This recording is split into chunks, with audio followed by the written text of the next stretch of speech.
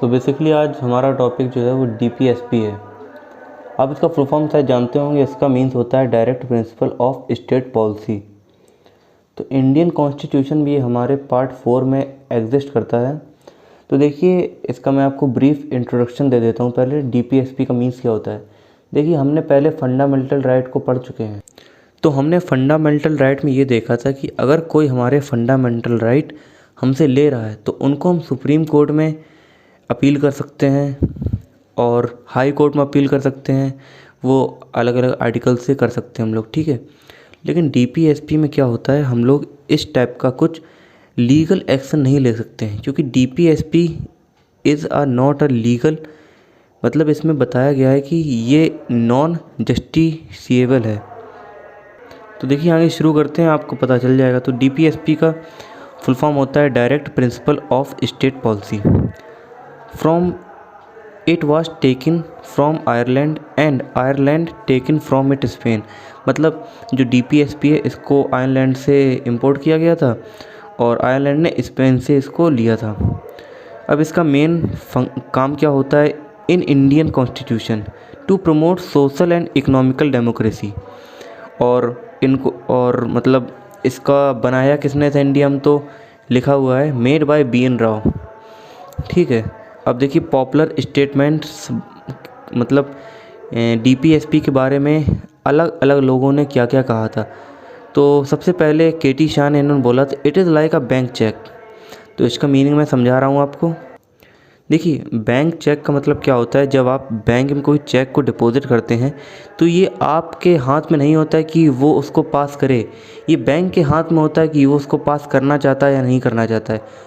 वो बैंक जिस अकाउंट का वो चेक है वो इस कंडीशन में है उसको पास करने के लिए या नहीं है। ठीक उसी टाइप से इसमें लिखा गया है कि डीपीएसपी को भी आपके अनुसार पास नहीं किया जाएगा। वो जो स्टेट की कंडीशन होगी फुलफ़िल करने की, तो वो उसको आगे प्रमोट करेगा और नहीं तो नहीं करेगा। और डीपीएसपी को पब्लिक वेलफेयर अंबेडकर जी ने कहा था।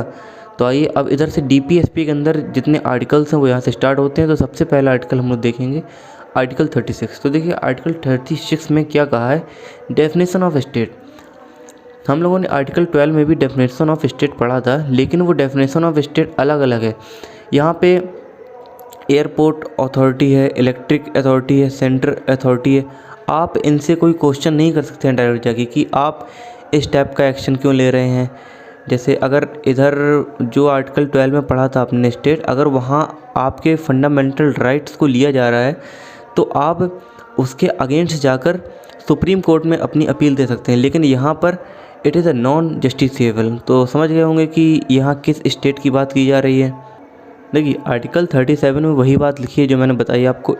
दे are non justiciable in any court, they are decided by the will of state.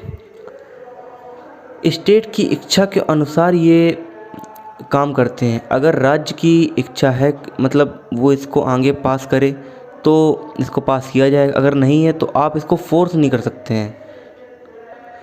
Article 38 में अगर आपके मन में ये आ रहा होगा कि अब इधर अगर हमारे फंडामेंटल राइट्स को लिया जा रहा है हमसे, तो भी हम किसी से नहीं कह पाएंगे। लेकिन एक मिनट रुकिए, देखिए 38 में लिखा है they should be in public welfare mentality.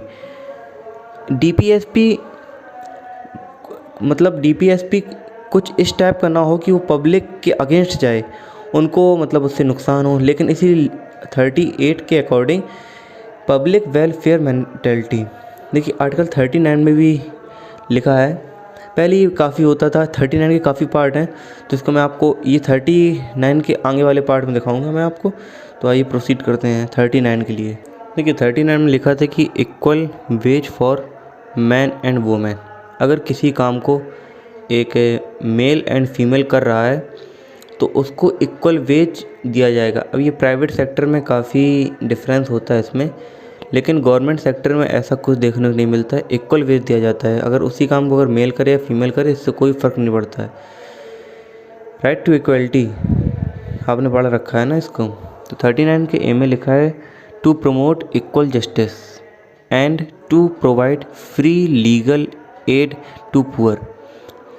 India में काफ़ी पॉवर्टी लाइन के नीचे लोग हैं जो लॉयर को हायर नहीं कर सकते हैं।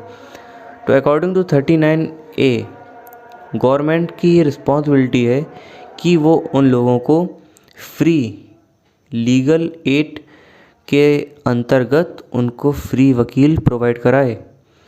तो आर्टिकल 40 में देखिए क्या है, वो डीपीएसपी के अंदर नहीं है, वो पंचायती राज है, तो उसको बाद में पढ़ेंगे। तो आर्टिकल 41 के अंदर देखिए क्या लिखा है। देखिए आर्टिकल 41 का एक बेस्ट एग्जाम्पल होगा अगर मैं आपसे कहूँ मनरेगा।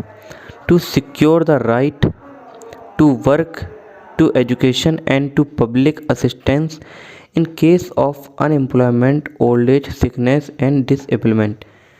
मनरेगा में क्या होता था, गवर्नमेंट आपको सिक्योर करती थी कि इन 1 ईयर आपको 100 डेज़ का वर्क मिलेगा। तो ठीक इसी टाइप से इसमें भी है कि अगर कोई डिसेबल्ड है, ओल्ड एज है, तो उसको गवर्नमेंट की रिस्पॉन्सिबिलिटी है कि वो उसको वर्क प्रोवाइड कराए। ये रिस्पॉन्सिबिलिटी है, ये नेसेसरी नहीं है उसके लिए। अगर गवर्नमेंट के पास फंड होगा तो ही वो प्रोवाइड कराएगी। ये आपका फंडामेंटल राइट नहीं है, ये डीपीएसपी है। तो डीपीएसपी में बता चुका हूँ आपको, ये मतलब इम्पॉर्टेंट नहीं है कि वो आपको दे ही दे, ये उसके ऊपर डिपेंड करता है कि अगर उसकी सिचुएशन सही है तो आपको प्रोवाइड करा सकती है, और अगर नहीं है तो वो आपको प्रोवाइड नहीं कराएगी। आर्टिकल 42 में देखिए क्या लिखा है, to make provision for just and human condition to work and maternity relief for 26 days.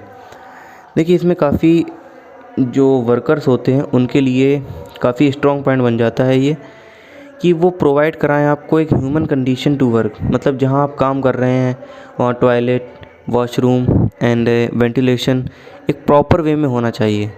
ऐसा नहीं है कि जहां आपको मतलब वर्क कर रहे हैं वहाँ आपको सफोकेशन हो। एंड ये देखिए इसका ये मेंटेनिटी लीव फॉर 26 वीक होता है फॉर प्रेग्नेंट लेडी। तो प्रेग्नेंट लेडी बस समझ सकते हैं आपकी आफ्टर डिलीवरी उनको 26 वीक तक वर्क पर आने का ज़रूरत नहीं है। अब तो ये फादर को भी नेसेसरी हो गया है, मतलब उनको भी रिलीफ मिलता है फॉर देट कि वो अच्छी तरह से अपने बेबी की केयर कर सकें। आर्टिकल 43 की तरफ बढ़ते हैं। आर्टिकल 43 में लिखा है लिविंग वेजेस। अब देखिए लिविंग वेजेस का मतलब क्या होता है, कम से कम वेज जो गवर्नमेंट डिसाइड करती है, एंड मनी अलाउंस जो व्यक्ति खुद उसके ऊपर कमा रहा है अगर, तो उन दोनों को जोड़ के लिविंग वेजेस बनता है। अब देखिए लिविंग वेजेस क्यों कहा जाता है, क्योंकि ये जो लिविंग मतलब हमारी रहने की दिनचर्या होती है उसको अपग्रेड कर देता है।